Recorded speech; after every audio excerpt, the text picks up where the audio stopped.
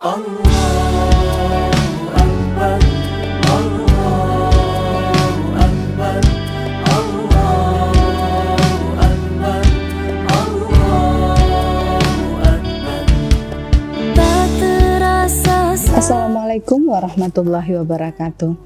Hari Raya telah tiba, saatnya kita bersuka cita.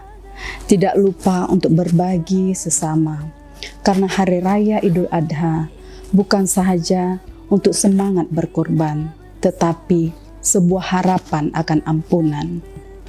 Saya, Profesor Ejang Dr. Marniati, SEMKes, Ketua Ikatan Wanita Pembangunan Indonesia, mengucapkan Selamat Hari Raya Idul Adha 1444 Hijriah.